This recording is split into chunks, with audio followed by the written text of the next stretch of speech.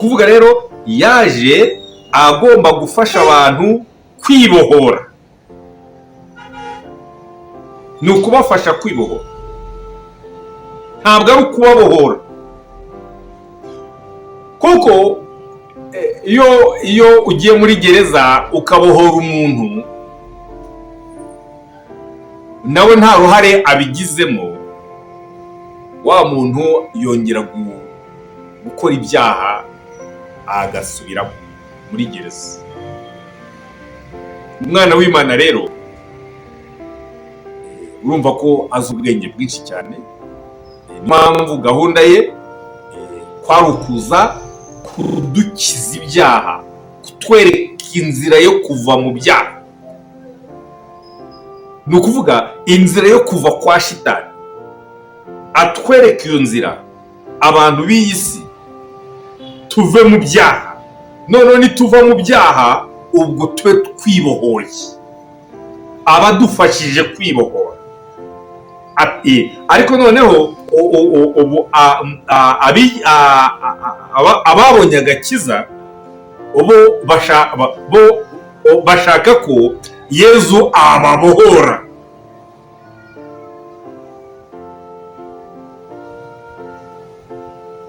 None se ntimuri kureba ngo mwize nabi cyangwa se mwasobanukiwe nabi?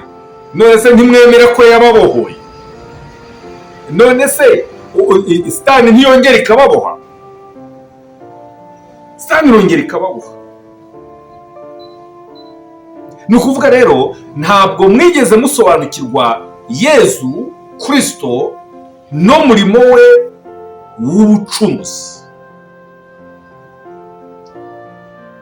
Ibyo byose byavuye yuko ntabwo mwigeze musobanukirwa ukuvuka kwe, nta nubwo mwigeze mwitegereza impamvu yabambwe.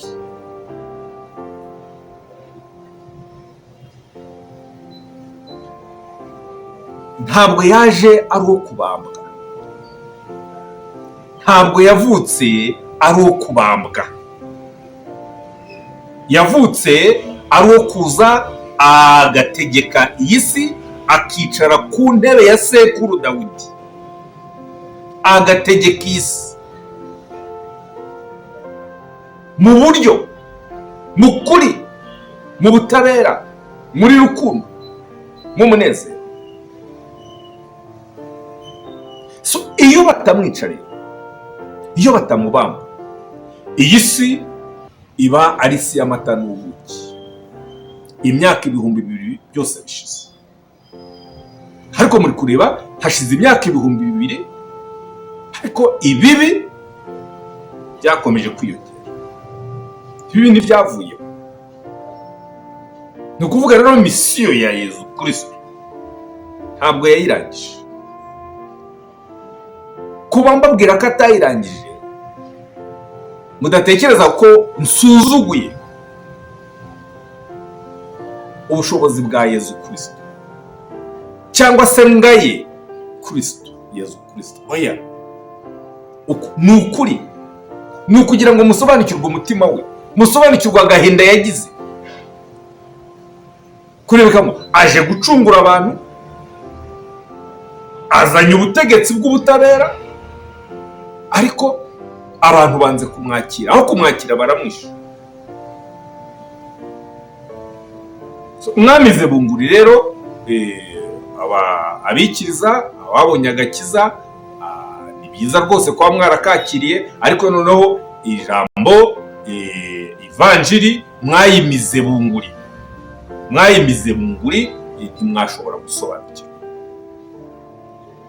Aho mutabashije gusobanukirwa hambere na mbere, mwemeye bunguri ko Yezu Kristo yabyawe na Bikira Mariya, kandi Bikira Mariya atarongowe n'umugabo. Aho mwahamize bunguri, mwabize bunguri, kuko muri gahunda y'Imana, Imana ibintu byose yaremye ni ikigabo n'ikigore. Yabiremeye iki? Kugira ngo habeho kororoka.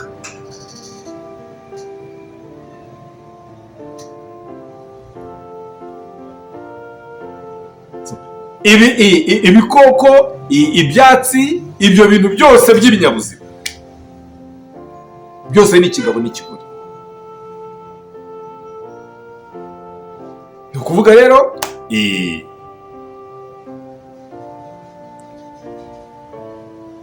iyo bikuze bifite imbuto, imbibo, birabyara bikororoka. Ubwo rero n'umuntu nawe ugomba gutegeka ibyo bintu, nawe inzira ni niyo mpamvu abantu hari abahungu n'abakobwa iyo bakuze batangiraho urugo. Iyo ni gahunda y'Imana. Ariko icyababaje Imana ni uko urugo rwa mbere rwatangiye Imana itari n'icyo gusa. Icyo nicyo cyababaje Imana kugeza n'uyu munsi. Uwari uriho ninde? Uwatanze umugisha ninde? Ni uwo mupagasi ari we Lusuferi. Kuva icyo gihe rero ingo zose zibaho uzihereza umugisha ni Lusuferi. Rukundo ya Lusuferi, rukundo ya Satani niyo ihuzaga umukobwa n'umuhungu, ihuzaga umugabo n'umugore. Noneho hakavukamo muri rwa rukundo rwa shitani, urukundo rw'ikibi, hakavukamo abana b'ikibi. Niyo mpamvu hatari harigeze havuka abana b'Imana. Yezu Kristo rero we ivuka rye ni ivuka ridasanzwe, ariko ryateguwe kugira ngo Yezu Kristo ashobore kuvuka. Hari impongano, hari amadeni yabanje kwishyurwa kugira ngo hashobore kuboneka umugabo n'umugore bahuzwa n'Imana, noneho agashobora kuvukamo umwana w'Imana. Muri icyo gihe rero cy'ivuka rya Yezu, Imana yatoranyije urugo rwa Zakariya. Turarureba mu ntangiriro muri Luka nk'uko nababwiye. Luka umutwe wa mbere umurongo wa 26 kugeza ku murongo wa 56. Yongera gutoranya umusore Yosefu. Muri icyo gihe Imana yatoranyije umusore Yosefu, itoranya umukobwa Mariya, itoranya urugo rwa Zakariya na Elizabeth. Bo bari bafite urugo. Zakariya umunyamwuga yari umuherezabitambo mukuru.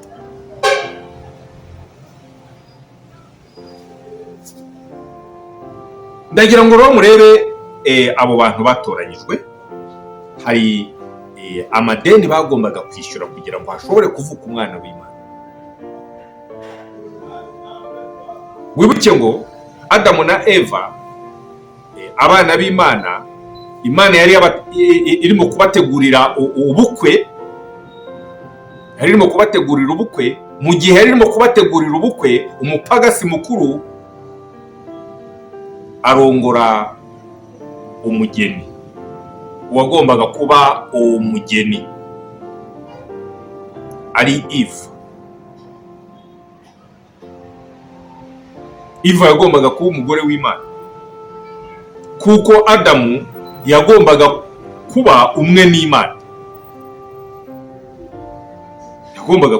n'Imana. Rero urumva rero kurongora kwa Adamu kwari ukurongora kw'Imana. rero umugore wa Adamu yagombaga kuba ari umugore w'Imana. Si uko byagenze rero, ahubwo umugore wa Adamu yahindutse umugore wa Shitani. Kuva icyo gihe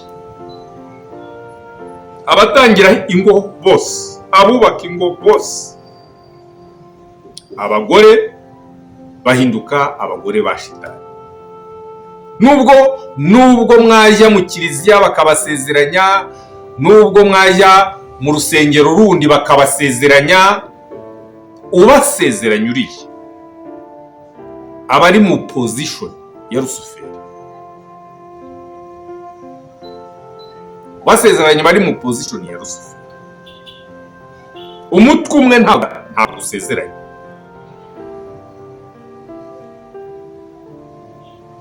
So niyo mpamvu rero aho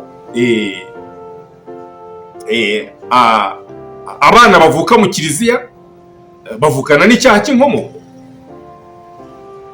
Abana bavuka mu zindi nsengero bose bavukana n'icyaha cy'inkomoko, kandi abakuru b'amasengero baravuze ngo babahaye umugisha. None se uwo mugisha utuma abana bavukana n'icyaha cy'inkomoko, uwo ni mugisha ki? Uwo ni muri kureba ngo ahubwo ni umuvumo. Ni ukuvuga rero abantu bose barongora bagatangiraho ingo, uko zaba zimeze kose, abana bavuka ari abana ba Shitani. So, mu myaka rero 4000 yose kuva kuri Adamu kugera kuri ku ivuka rya Yesu Kristo, hari hashize imyaka 2000. Imana icyo inzira yanyuzagamo abantu kwari ukugira ngo nyine hashobore mu bantu babi, mu ngo mbi, mu bantu babi hashobore kuvukamo umwana w'Imana.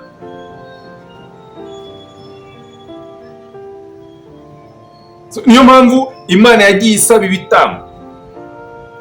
Yari iyo nzira yo kugira ngo hashobore kuboneka amaraso meza.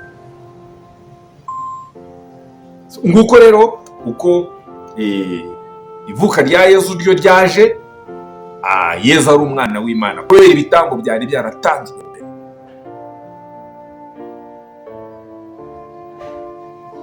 Ibitambo byari byarishyuye amadeni ibibi byari byarishyuye kugira ngo hashobore kuboneka amaraso meza.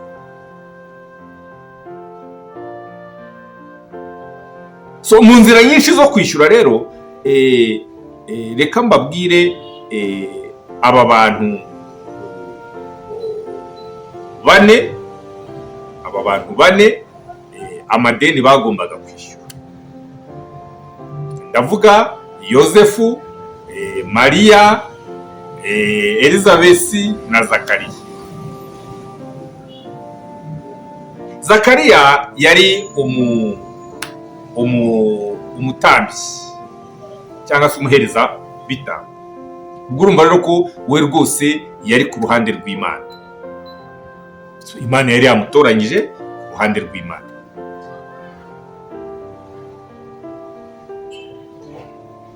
Ngarutse inyuma gato, umuntu bari kwita Yakobo niwe wishyuye amadeni kugira ngo ashobore kuba umusizi. Yarishyuye, ariko abagore be basize igihanga muri iyo nyishyu, kuko urugo rwa Yakobo hahoragamo intambara za buri kanya, intambara z'urudaca. Abo bagore Rasheli na Leya bahoraga barwana barapfa umugabo. Icyo rero cyari icyasha imbere y'Imana. Ni ukuvuga icyo cyasha kigomba kuvamo. Icyo gihanga mu rugo rw'Imana kigomba kwishyura kugira ngo urugo rw'Imana rubase kubaho. Zakariya rero niwe watoranyije ko agomba kwishyura icyo gihano. Ni ukuvuga rero Zakariya yagombaga nawe kugira abagore babiri.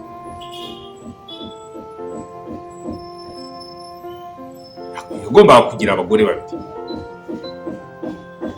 Umugore yari asanzwe afite yari Elizabeth. Elizabeth yari mu position ya Leya. Leya umugore wa mbere yari mu position ya Sitani. Rachel umugore wa kabiri wa Yakobo yari Nyirankundwakazi, yari mu position ya Ruhanga. Yari umugore ukunzwe n'Imana, yari umugore w'Imana, Nyirankundwakazi, umugore wa kabiri rero.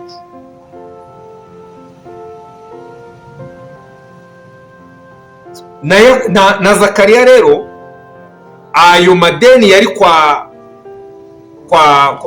kwa Yakobo yagombaga kwishyurwa muri ubu buryo kugira ngo hashobore kuvuka umwana w'Imana, kuko igihe cyo kuvuka k'umucunguzi cyari kigeze. Imana yarebye muri lineage ya Dawidi, umusore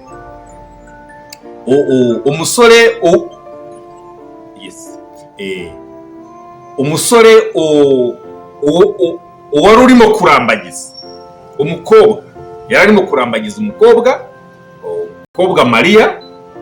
So uwo musore rero yari Yosefu, yari arimo kurambagiza.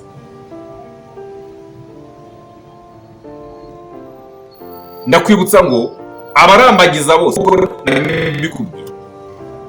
abo barambagiza bose ingo zabo iyo zitangiye bose aba ari ingo z'ikibi.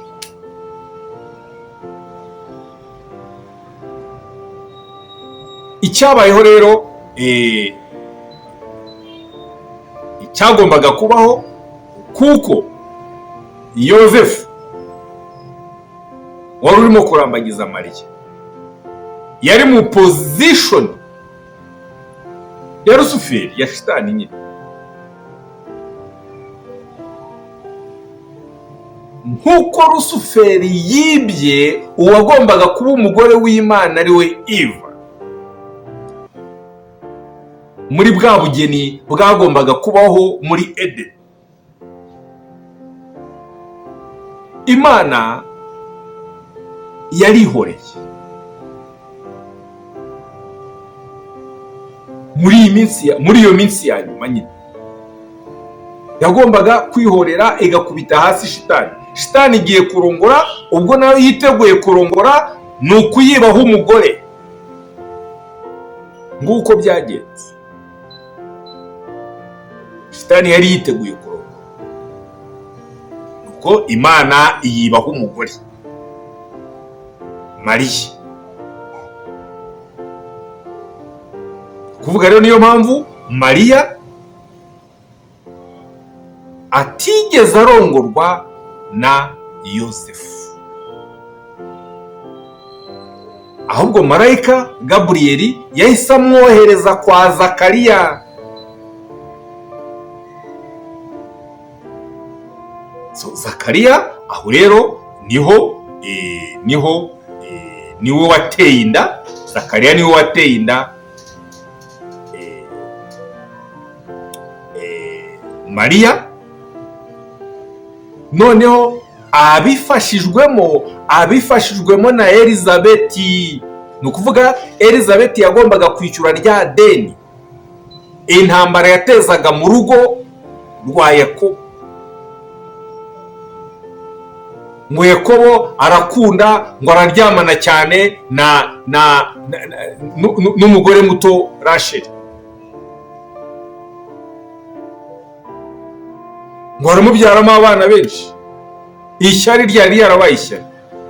Ni ukuvuga Elizabeti rero mu kwishyura uko gufuha, numva ari ugufuha uko kurenze, Elizabeti niwe watwaye ku gitanda Mariya, ku gitanda cy'umugabo